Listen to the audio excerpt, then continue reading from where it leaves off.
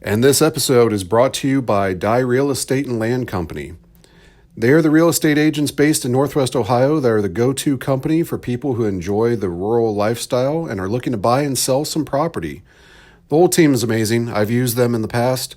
I'm partial to Jaylene myself for obvious reasons, but they're all there for you whenever you need them. If you're in the market, just drop them a line at info@dyerealestate.com. That's info@dyerealestate.com. And don't forget to tell them Support Your Local Podcast sent you. Hello, I'm Robert T. Smith, host of Support Your Local Podcast. I want to take a moment to remind you to hit that fast forward button. That is, unless you want to hear about something good being done.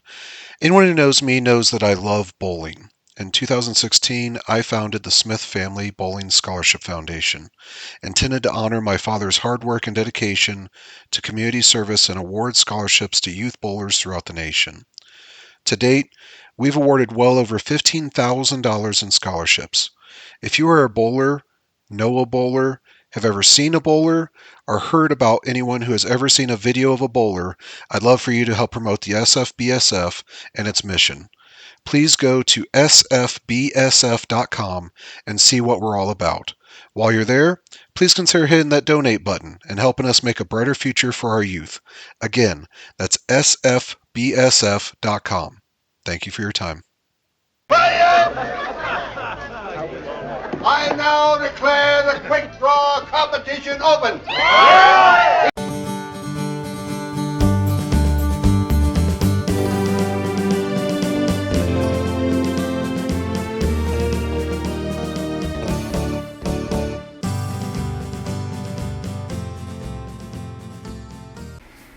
Howdy, everyone. Pull up a chair, kick up your boots, and have a sip on a nice cold whiskey. It's Quick in the Pod from the Support Your Local Podcast Network, the show where we take a look at Sam Raimi's Quick and the Dead, one chapter at a time. I'm your host, Robert T. Smith, coming to you from beautiful Tombstone. Yes, that one. Today we are taking a look at Chapter 14, Table Talk. But before we do that, I sense a presence in the room. Coming through the Batwing doors, we have one Maverick. Maverick, welcome. Howdy. Howdy, sir. Howdy, sir. Yeah, you want to have some dinner? I'm ready for some dinner. Let's have some table talk. Let's get whatever it is they're eating, man. Yeah, cool.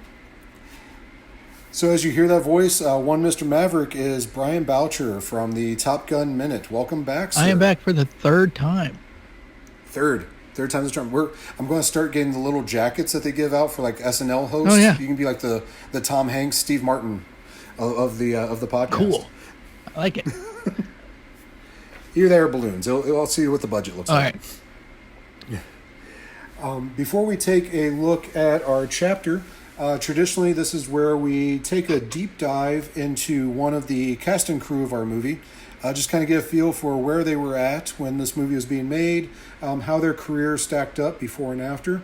And today I'm really excited because we have one of the heavy hitters in regards to this movie. One Mr. Gene Hackman in a segment I call Put My Damn Name on the Board. Put my damn name up.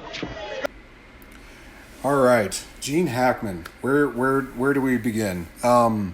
Thankfully, Mr. Hackman is still with us. He was born January 30th, 1930. Wow. This man he's up there. He's getting up there. But, I mean, when you take a look at this filmography and when it starts, like, he's been around forever. I mean, it's pretty filled. But, yeah, he has 5 Academy Award nominations. He has won 2 of them, and he has 4 Golden Globes. He started out with a uncredited role in 1961 for Mad Dog Cole. In 67, he did Bonnie and Clyde, which is one of his nominations for an Academy Award. In 1970, I Never Sang for My Father, which garnered him another one of his nominations. So, I mean, right out the bat, heavy hitting, already getting nominations just in his first couple roles. Yeah, it's just crazy because he was Well, you said he was born in 1930. That means he was 40. 40. 40 years old. He was pretty much 40. 40 years old, like, so our age now. Yes. And yeah, he was getting these nominations. That's just crazy. Yes. Well, no, that just, I mean, being that long before he starts getting major roles, even, that's, we were joking about Leo being so young in this movie, but, most of these guys are burning out by the time they're 30, let alone 40. Yeah. 1971 is when he really, really knocks it out of the park. That's when he stars in The French Connection. He wins his first Academy Award in regards to that as the star Popeye Doyle in that movie. 1972, The Poseidon Adventure. 1974, Conversation. He gets a Golden Globe. And then this one, I got to I got to see a stunned look on Brian's face when we talked off air on this one. 1974, little fun fact. How many of you out there knew that Gene Hackman was actually in Young Frankenstein with Mel Brooks? I sure in the hell did. It is true. And I did not either until listening to the commentary track by Mel Brooks on that movie just a couple years ago, actually. So for those that don't know, Gene Hackman actually played the blind man in Young Frankenstein, the one that the Frankenstein monster comes to see. He accidentally gets soup poured in his lap. The blind man lights his thumb on fire instead of a cigar. Now that you know that and you watch it again, you'll definitely see, like, that's 1,000% fucking Gene Hackman. But until then, I had no idea. That it never in a million years would I have sat there and on my own gone, that's Gene Hackman. So, fun fact for the day, when you watch Young Frankenstein, that is an uncredited role that he did just as a favor for his friend Mel Brooks. 1975, we have The French Connection 2. 1978 is where I know Gene Hackman from in the first place, obviously playing the very, very iconic character of Lex Luthor in Richard Donner's Superman. The movie where you will believe that a man can fly. This is obviously the Christopher Reeve version of Superman. 1980, comes back in the same role for Superman 2. 1983, Uncommon Valor. 1986, he's in a little movie called Hoosiers. And I believe, Brian, you're talking off air that you have a little fun fact from that one. Yeah, a little fun fact. I'm from Indiana. And I'm from Ohio, but I won't hold that against you. okay, so the movie Hoosiers was filmed where I live. There's parts of it that was Nice. There's parts of it that were filmed in the same county and in surrounding counties, but yeah, it was a big deal. I was like 9 years old, so I was like 4th grade ish. It was a big deal here in where I live. There was, everywhere you go, you could, at any point in time, you could probably find a camera crew, setting up somewhere, and another fun little fact, my 8th grade health teacher, which I had a few years later, but he was an actual high school referee for basketball in the state of Indiana. He was a certified referee, and he got to be in the movie Hoosiers. Nice. And you can find him at the second to the last game before the championship game in that movie, and he got to yell and scream into Gene Hackman's face. And lived to tell the tale. Yes. You can see him yelling at him, but it's in the background of the shot. But yeah, he was in his face and yelling and screaming, and apparently Gene Hackman thought it was so funny because he was spitting on him. So yeah, that's my little story. It was a fun time. Yeah. Nice. Yeah. One of my cousins actually got to go to one of the games and watch them film it. So it was pretty neat. Very cool. Very cool. So we can get an IMDb page started for him. Give a shout out. What was it? Do you remember what the teacher's name was? His name was Mr. Gorel. Yeah, and Cool. he's uncredited, but he was definitely in the movie. Nice. Yep. All right. So we return back 1987. He comes back for Superman 4.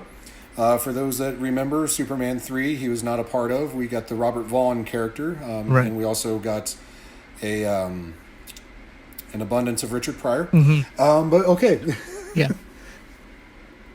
Yeah, for people that knock Superman 4, and rightfully so, at least it wasn't Superman 3. That's all I have to say. Yeah, it's funny because I actually like Superman 3 and not Superman 4. Ugh. Yeah. See, to be fair, I was 5 when Superman 4 came Okay. out. So by the time I probably watched it, it was like 8. Yeah. And they didn't really play Superman 3 on TBS. So TBS, you'd always see Superman 4. That was Yeah. I saw that. 4 was probably the one I saw before I saw all the other ones. I didn't see 1 and 2 until I was probably a teenager. Yeah. And then I didn't see 3 until I was an adult because, it just never played anywhere. Yeah. But yeah, Superman 4, for all its flaws, that is unfortunately that's my Superman. Yeah. But see, I love Superman. Superman is probably my favorite DC character. Not Batman like most people. I'm a Superman fan. I got a Superman tattoo on my arm. But yeah, Superman the movie is probably my favorite. I was gonna say, is that your pinnacle, or do you like the newer stuff? I like the newer stuff, but I like the Christopher Reeve version the best. You know. Nice. Yeah, but I love Gene Hackman singing "Miss Tessmacher." That's great. That's my favorite. That's my favorite line of Gene Hackman's in the whole movie is when he's yelling for Miss Tessmacher. Yep, and that's Superman was, and obviously it was Superman 4, but that was my introduction to Gene Hackman. That's where I know him from. So, obviously growing up, I've gone through this IMDb list and seen most of them since then, loved him since then. But that's my Gene Hackman is the Lex Luthor character. Yeah. And I don't, for as much as I like some of the newer ones, I don't know that they've been able to land Lex Luthor that's not Gene Hackman. Yeah. I don't know. I like the Smallville version of Lex Luthor. I liked him. So He was good. Yeah. Okay, I'll give you that. That's fair. He was good. But anyways, Gene Hackman. Yes, but more about Gene Hackman, if you will. Yeah. 1988, Mississippi Burning. 1992, his other Academy Award appearance for Unforgiven. Obviously, a must watch Western for anybody that loves Westerns. For sure. Yeah, whether you're a Clint Eastwood fan or not, that is probably the pinnacle, unfortunately for this movie, of what I would consider a modern Western. Definitely go out and see that if you've not already. 1993, we have Geronimo, an American easy for me to say. Geronimo, an American Legend. And then we also have The Firm with Tom Cruise. Nice. And also one Mr. Tobin Bell, who also appears in this movie as Mad Dog Kelly. True. Very true. 1994, we have Wyatt Earp. He plays Nicholas Earp. Now, this is, of course, the other Wyatt Earp movie. This is not Tombstone. Right. The one I do not speak of very much. Yeah, Where do you stand on the Wyatt Earp Tombstone debate? Which side? I'm a Tombstone guy. It's got Val Kilmer in it, and oh my gosh, I'm blanking. Give me a character. Oh, the one. Why can I think of his name? The guy that's been Roadhouse and the old guy, the ranch. Sam Elliott. Sam Elliott, yeah. Sam Elliott. Yeah. Oh yeah, yeah. Okay, so yeah, I'm on the Tombstone side. It's got Val Kilmer, who is in Top Gun, of course, and it's got Sam Elliott. My God, yeah, that movie's great. And then, Wyatt Earp, still a good movie. It's not bad, but it's it's got Kevin Costner in it, stuff. So, yeah, It's okay, but I like Tombstone better. Yeah, I'm in agreement with it. It's one of those movies that if it had came out any other time than a few months around the time of Tombstone, it'd be a perfectly acceptable movie. It's just the fact that we had no choice but to make those comparisons because they were so close to each other. Right. Yeah. Right. But yeah, so he leads from Wyatt Earp into 1995. So check out this lineup. So 1995, we obviously have The Quick and the Dead, which I think he plays a pretty key character. I don't have it written down here in front of me, but he's in there somewhere, I'm sure. Get Shorty and Crimson Tide. Oh yeah. So if I was to have a dartboard with random movie names on it that had nothing to do with each other thematically, Right. plot line wise, character wise, I'm not entirely sure I could hit a more random bunch in 1 year as a Sam Raimi Western, a kind of a send-off comedy hitman movie, and the equivalent of like a Tom Clancy naval battle movie. Right. Yeah. So just kind of speaks to the depth of, you add that in the Blind Man and Lex Luthor, and you got a pretty good scope of, there ain't a whole lot that Gene Hackman can't really do. Right. Yeah, he's an amazing actor. Yes. 1996, Birdcage. 1997, Absolute Power. 1998, he was a voice in Ants. Admittedly, Ants is off my radar. It's kind of one of those cartoon movies that missed my childhood and didn't hit my adulthood. But if it's got a Gene Hackman voice in it, it's got to be good, right? Yeah. Guess who else was a voice in that? Sharon Stone. Really? What Yes. a coinky dink. Yep. It's all full circle. Yes. Also in 1998, Enemy of the State. 2001, Royal Tenenbaums, which is probably easily in my top 3 Gene Hackman roles. He's delicious, I must say, in his character role. That, and then also Behind Enemy Lines. Yes. Yeah, so we're talking, like you said, he didn't really get rocking and rolling until his late 30s, almost to 40. But from there, so 1961 to 2001, the next 40 years just becomes a king in regards to acting and being able to just own whatever screen that he's on.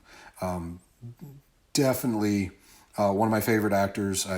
Brian, you can speak for yourself on that, but I'm sensing some Hackman love there too. Oh, of course. Definitely. Yeah. But one Mr. Gene Hackman and a segment that we call Put My Damn Name on the Board. Add my name to the list.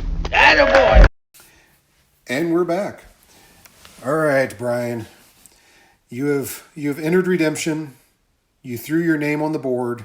Maverick is still up there in chalk. We played Fuck, Marry, Kill. What can I do now? I will challenge you. Okay. What is your history with Westerns? And go. My dad loved Westerns. So Same. growing up, yeah, there's always a Western on TV. Almost say 90% of the time. If it wasn't Westerns, it was MASH. Yeah. So yeah, I grew up watching, the good, bad, and the ugly, Fistful of Dollars, McClintock, it's just always been there. And then, I was born in late 70s. So growing up in the 80s and 90s, with this and Tombstone and Silverado and Wyatt Earp and Young Guns. And yeah, I love all of them. I think they're great. I mean, there's a lot of the old spaghetti Westerns from, back in the day that I just didn't get, but I still have a love for them. If one comes out that has a really good cast, I'll watch it. So that's kind of my history. I'm of a similar ilk. So, like you said, growing up, there was always one on TBS. That was, I mean, if it wasn't an Atlanta Braves game, it was always a John Wayne movie or one of the Man with No Name trilogies, or trilogy movies. Interesting that you threw out there that some of the spaghetti westerns you don't really get. I'm kind of in a similar boat to where I only really knew of the Clint Eastwood Man with No Name trilogy, and then here in the past few years watching Pluto, they throw a lot of the older Sergio Leone movies in there. So like Fistful of Dynamite and things like that. What I know what it is for me. What is it for you that kind of catches you off guard with that type of a Western? I don't know. It's just I don't know. There's just something about him that I just don't get. I was like, I don't know why it was, became such a big thing, Mm-hmm. So there isn't just any like one particular point that I can say that turns me off from him, but I don't know. Maybe I'm just a person who gets on the bandwagon, of all the just like the popular ones, and all the ones that because I mean they came out with so many back in like the 20s, 30s, and 40s, especially even with oh my God, I'm blanking on names again. Adam West. Yes. There were so many movies that Western movies that he was in, that were that type of of Western, and the only reason I watched it was because he was in it, and he would only have like a little small part, So, yeah, I don't know. I just I'm not a big fan of like all those. I mean, I guess I'm just like I said, I'm just a bandwagon person. That I like the more popular ones. Yeah, Or I don't mainstream. think there's anything wrong with that. I'm of like mind where I see those, and I don't know if it's the comedy of it, but like you look back at the Clint Eastwood ones, and there's humor in those, but it's not necessarily like you're not expecting a slide whistle. And I think some of those spaghetti westerns, it got to the point where there literally was a slide whistle. Yeah. going through with those. Yeah. And I think a Western shouldn't be all comedy. It should be, kind of like this. Like the plot of this movie, centers around a contest, and that's all it is. It's simple. It's just one little thing. And there's a little bit of funny in here, a little comedy, but it's more of the story, and I like that, So Yeah, it's interesting that Sam Raimi can kind of encapsulate that. So he takes, like you said, the good stuff of a spaghetti western, but doesn't go overboard. And you mentioned like the key part of the story is this a tournament. I almost see this movie as kind of a western version of a kung fu flick. This is Mortal Kombat with guns. Yeah, it's true. And lots more Raimi, but whatever. Yeah. We see a lot of Raimi Right. in this scene. Yes. If you get motion sick easily, this is not the movie for you. Lots of whip hands, lots of quick cuts. Yeah. But that's why those of us that love Raimi. But yeah, so let's jump in. Let's hit chapter 14, table talk. So where we left off, Sharon Stone has gotten all dolled up. She's walked over to Herod's place.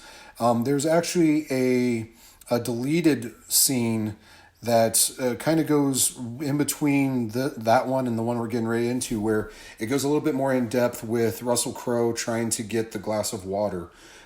So there's a little bit more dialogue between himself and her. He's trying to talk her out of kind of doing what she's doing, and really asking her for help in getting the drink of water. She walks over and pushes the glass closer to him with her foot, but still just out of reach. So we still get the ending scene last chapter where he knocks the water over in disgust. But I find it interesting with that deleted scene that he would ask for her help and plead for that type of mercy, given that this literally just happened right after he essentially called her a slut for sleeping with the kid the previous night and now having a date with Herod. But it all leads up to her joining Herod, going in, and we get to join them sitting at the table. They are enjoying supper, and a nice little bit of business that I like every time I see this is Gene Hackman is just not only chewing the scenery, but he's literally just chewing away at this food. And he reaches for his goblet of wine, which nice touch on it being a goblet, not a wine glass. This is straight up pimp cup right here. Oh, right. Yes. Yeah, this is the holy grail of goblets. Yes. Well, the one that you would choose by mistake, though. It's exactly. It's not of a of a carpenter. Right. But he takes the sip of the wine, and you see him looking back and forth like he's enjoying the taste of this wine and testing it to see if it's good enough. And he actually even gets a little eyebrow raise and a little nod of approval, like, yep, this is good stuff, and takes another big gulp of it. And there's like 5 things in this movie that I absolutely love the facial acting of Gene Hackman, and this is definitely one of them. It's just this little bit of business that he doesn't have to do. It does nothing to serve the purpose of the plot. He's just fucking acting, and I love that little bit with it. I totally agree. Yep. It's just him making himself that charismatic of an actor that you want to watch. And he asked the lady basically the $100,000 question, or in this case the $123,000 question: why would she actually show up tonight? And when she's pressed on this, she admits that she wanted to see what kind of man that Herod was, and she believes that blah blah blah blah blah blah. She believes that he's the type of person that people hate, which elicits a little chuckle from him. Another little nice touch, like, yeah, I'm an asshole. Yeah. You got me. Yeah. That's it's true. We see her raise her skirt a little bit under the table, and we find that she has the derringer that she had earlier tied to her thigh. And apparently the search from the bodyguards a little earlier wasn't thorough enough. Apparently they didn't feel her up because they would have noticed this attached to her thigh, because she doesn't really have that big of a bustle for her dress. Right. You'd think if they actually patted her down, they would have caught this, but yeah. So Gene Hackman grabs an apple and a knife, and he begins to whittle the skin off of it. And if this was CinemaSins, this is where I'd get to say that eating an apple makes Hackman 200% more of an asshole. Ding. Yep. But it's also the thing, though, about, if you're talking to an older man and he's, cutting an apple with a knife and he's eating it, you listen to his stories and you believe every word he says. So there's that. So, but you can still listen to his stories, but he can still be an asshole. Yes, it still makes him more of an asshole. That's fair. And totally a villain. I would definitely say that if the old man is whittling an apple, you definitely listen to him. If he's whittling a piece of wood and still eating it, then you really should be listening to him. Right. He tells her that he brings a sense of order to the town, and not law. Let's be clear on that, but order to it. And it's this type of mentality that you see ring true even in today's real world. There are definitely villains out there, but no one ever really sees themselves as the villain. And Herod, I really do truly believe that he thinks what he is doing is the right thing to do, and it's for the greater good.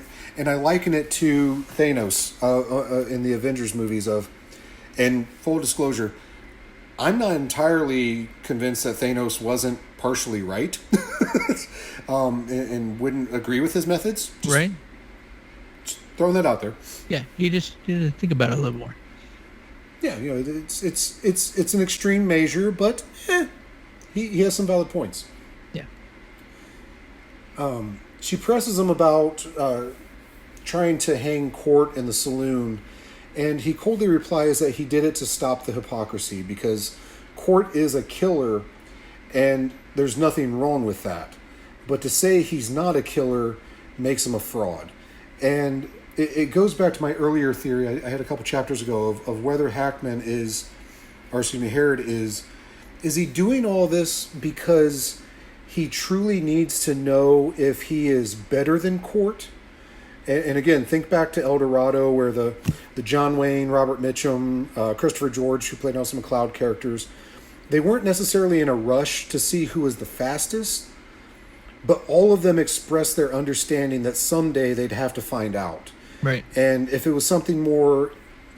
So was it that? Or is it something more internal for Herod that he saw someone just like him turn away from what he is and what he saw as the right path in life? What do you feel is kind of the true, I don't know, like driving factor for Herod having this grudge with Court? Well, here's what I think, because we find out, he's, he was an outlaw too, but now it's kind of almost a catch-22 type thing. Like, he says that, he used to be an outlaw, but now he's this businessman guy who's taking care of this town and, trying to do, make the town be better, even though it's really not.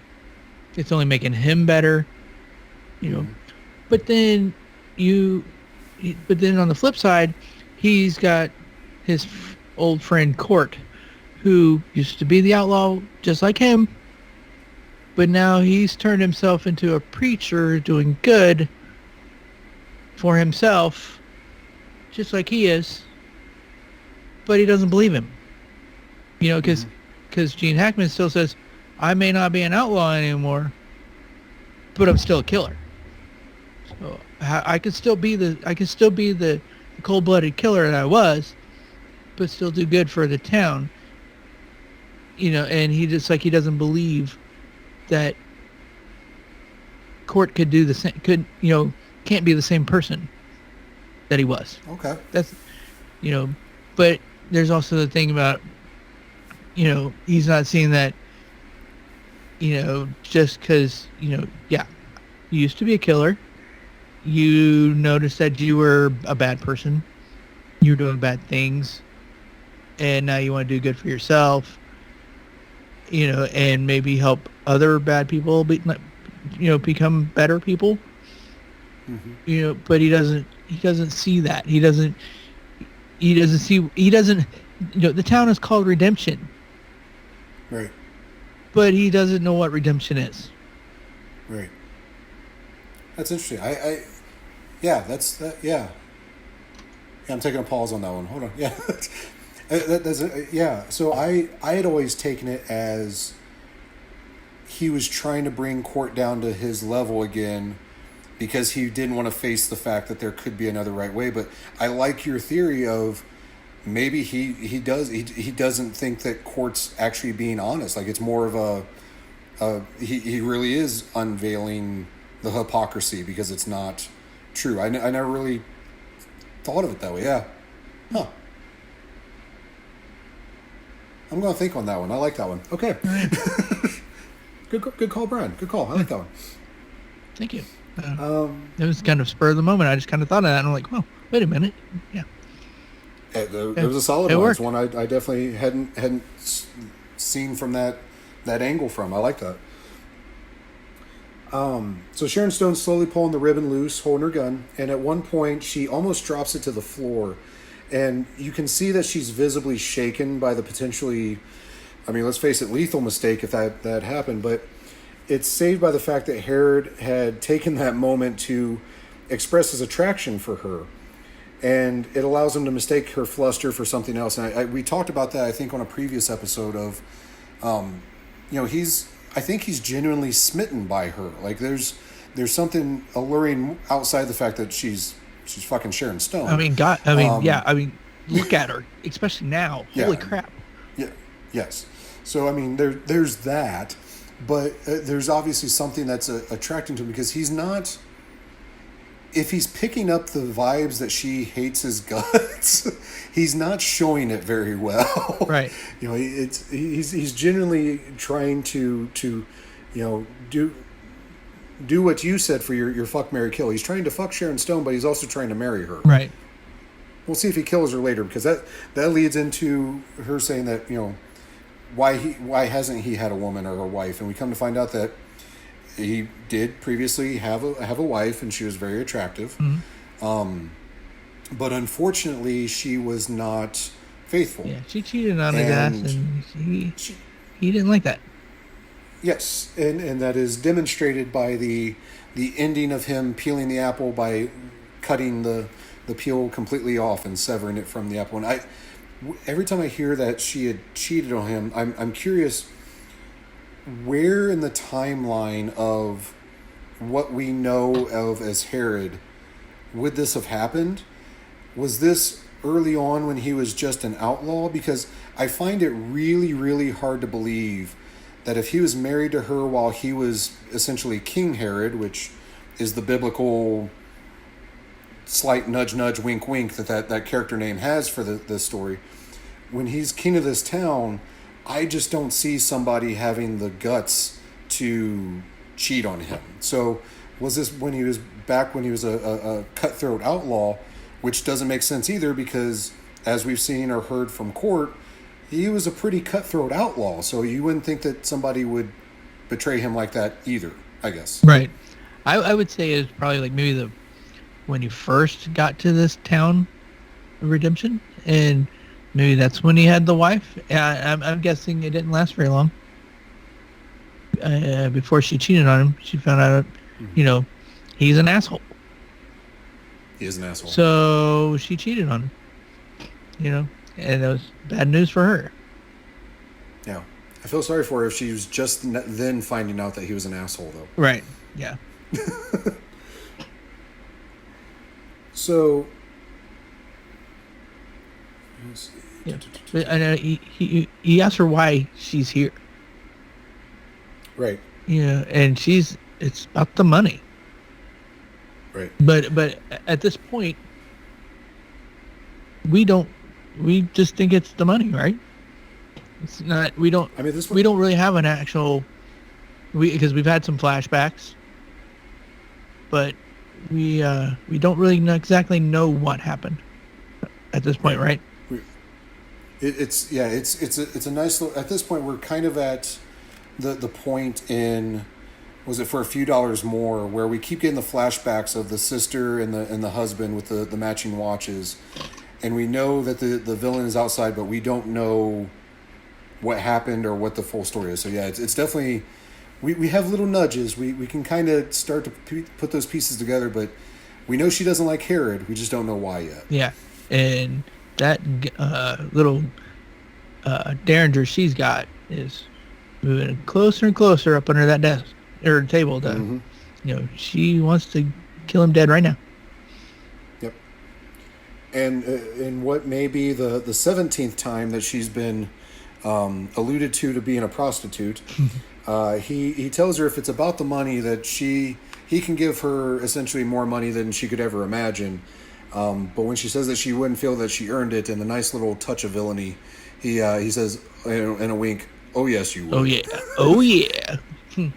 So we know what he's we know where he's getting at. Yep. We smell what the Rock is cooking. Right. And this little remark, as you mentioned, definitely gets the Derringer up and running. She's ready to pull the trigger, but he stares her down and he asks her if she's ever killed anyone, and she says sure. And to this is another one of the great little Gene Hackman facial acting moments of that I love. He smiles and chuckles, and then he does this little wink, and he says that I don't think that you have. And I'm not an actor. Maybe I'm giving him something too much credit for something so simple, but just the little facial expression that he has when he says that, the little glimmer in his eye, goddamn, I just love me some Gene Hackman in this chapter. Yeah.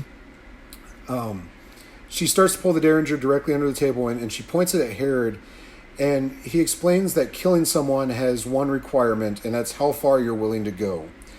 And she replies coldly that she's willing to go all the way, and we hear the click of the hammer being cocked on the Derringer, and Herod hears it, obviously. He instantly looks at the table, roughly where the Derringer would be underneath, and a nice little touch. I noticed that he takes a nice little shallow breath, but his face is completely stoic. He does not sell that facially at all, but he does have a little intake of breath before he does so.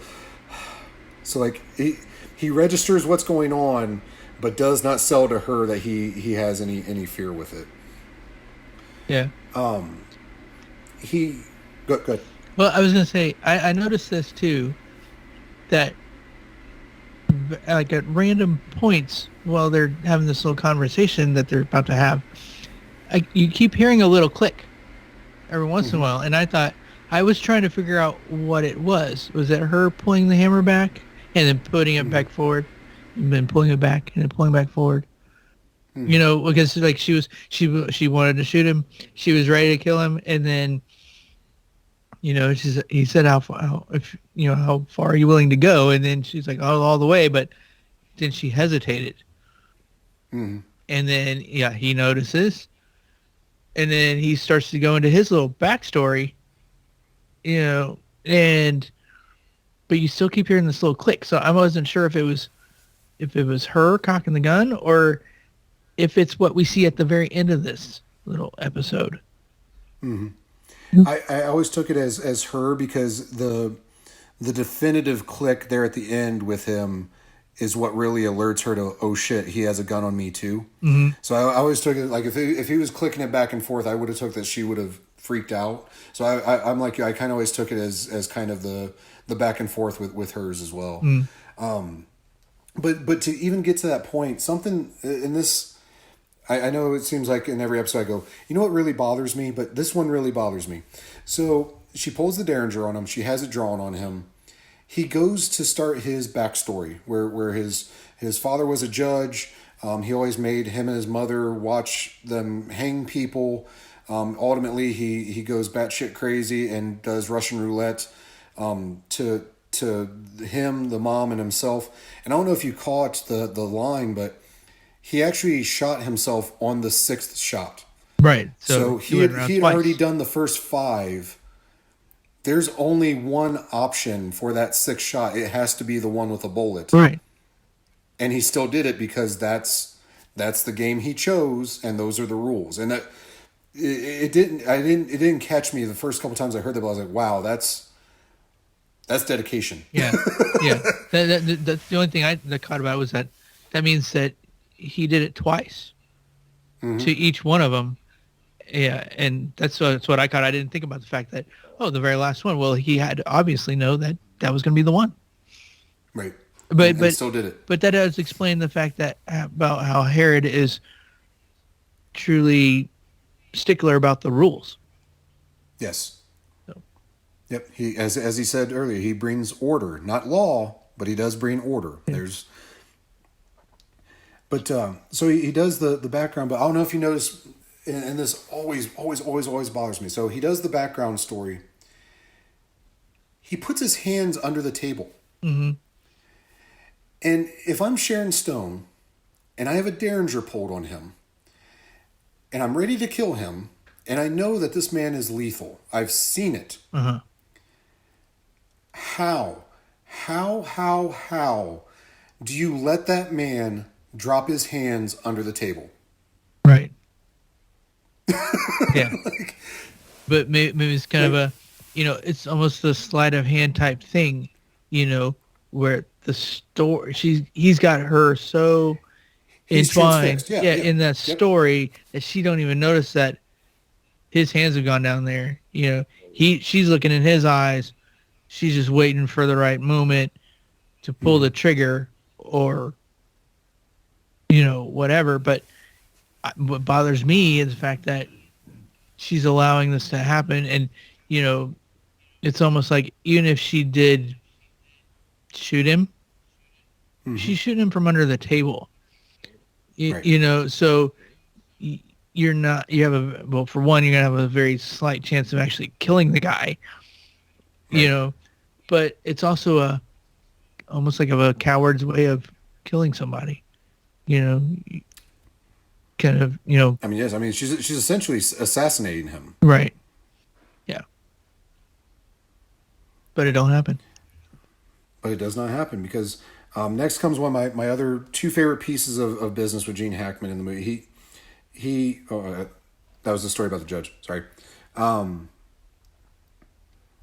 So he tells the story about his father, and you can see his eyes actually reliving that memory. Mm-hmm. So Gene Hackman, as the actor, he's going someplace mentally while he's telling this story, because you can actually see kind of the shock and horror and stuff of him going through that.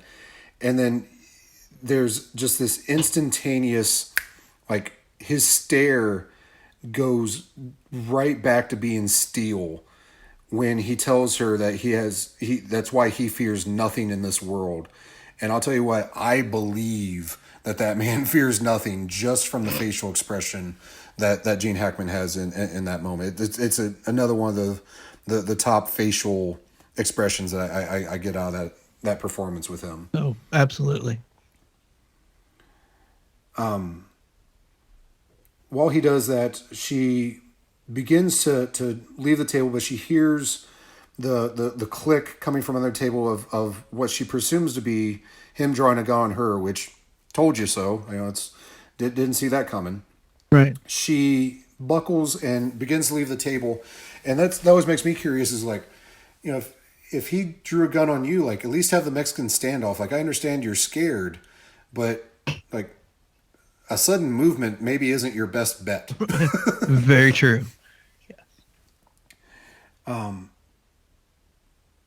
But so they both leap up, and he stops her from running off, and he grabs her by the face, and it's almost affectionately, like he's getting like one last chance of maybe we're going to get romantic. Maybe she's into drawing guns on people. Maybe that's her kink. I don't know. It's the wild west, you know.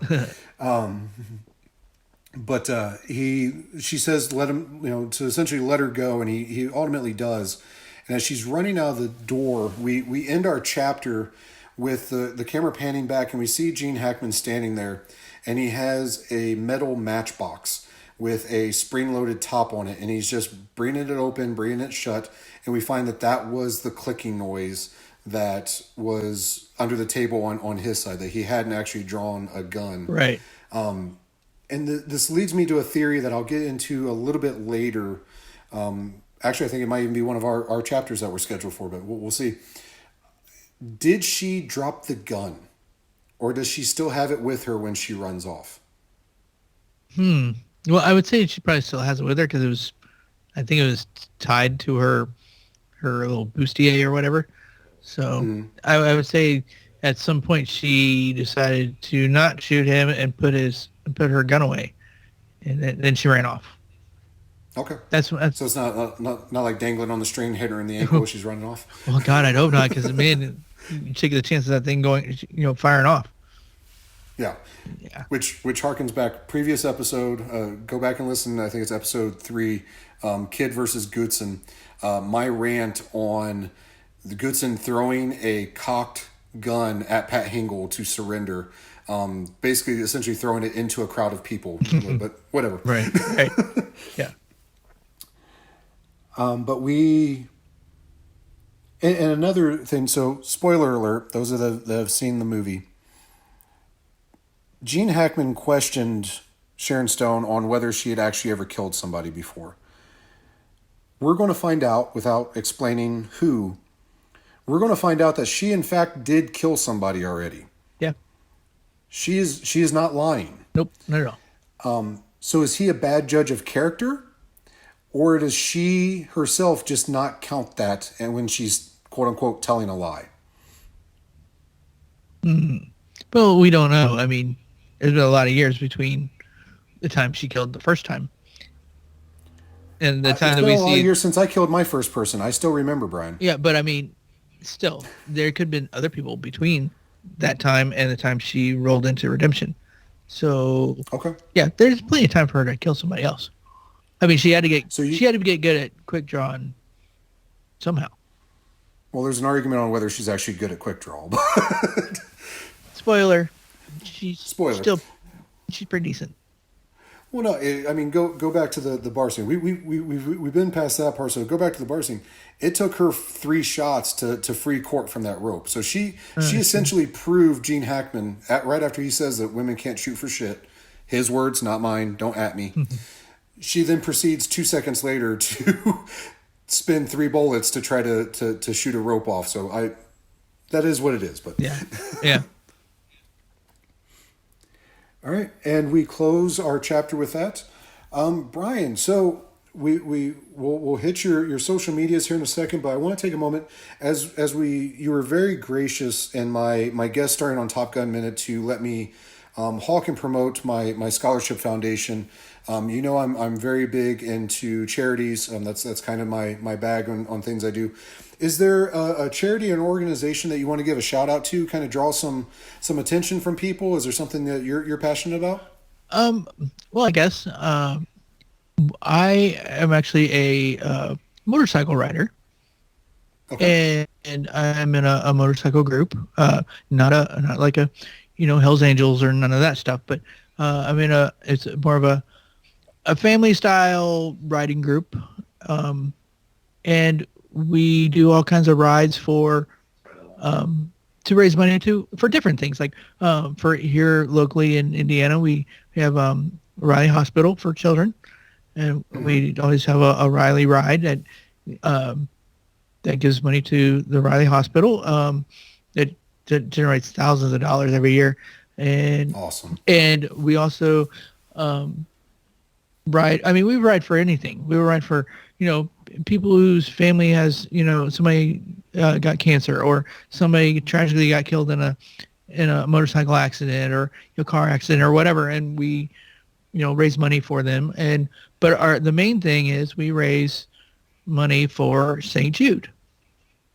Awesome. Very good cause. So yeah, I mean, any of those charities. I mean, yeah, feel free to donate if you can. That's what we do. It's all about the children. It's all about that. So. Yes, absolutely. Very, very, very great cause. I'm a big proponent of St. Jude myself. Give your group a shout out. What's the name? It's called the Southern Cruisers Riding Group. Southern Cruisers Rising. Is there a place that they can find information on any upcoming runs that you have? It's I guess SCRS. Just look up SCRC on Google it, and you'll find the groups. There's chapters all over the country. So yeah, if you're a rider, or you like riding, or you're a passenger on the back of a bike, check them out. And they are so willing to ride with any group. That it's all about companionship and just being together for each other. So yeah, just check them out. That is great, man. So definitely give them a look. Give them any donations that you can help. Always goes to a great cause. So thank you for that, Brian. Brian, where else? Where can we find you? What projects you got in the works? Okay, well, like I've said before, or your listeners have probably already heard me say this, but I completed Top Gun Minute, where I went over the 1986 Tony Scott movie, Top Gun. It's complete. You can find that on any podcatcher.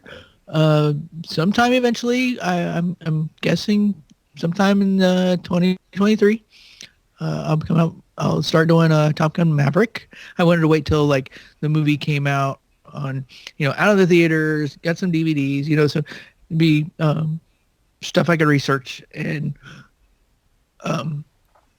yeah, so I'll eventually get to that. But then I am working on a totally different podcast, but still going over a movie. It's one of my favorite dumbass, stupid, all for fun buddy comedy movie called Dude, Where's My Car? And it's the podcast is going to be called Dude, Where's My Minutes? And it should be coming out, I'm going to say, in the spring of 2023. So hopefully you can check me out on there. Nice, very nice. So I hadn't heard the total box office, but I'm glad to hear that Top Gun Maverick did well enough that they're at least giving it a DVD release. So Oh, yeah. So you can find Brian there. Until then, everybody, I want to appreciate your time. I thank you for joining us, Brian. You're in my exclusive three chapter club. Or are you one to come back a little bit later down the movie? Yeah, of course. All right, always glad to have you. Until we meet again, folks, I appreciate your time. As always, support your local podcast.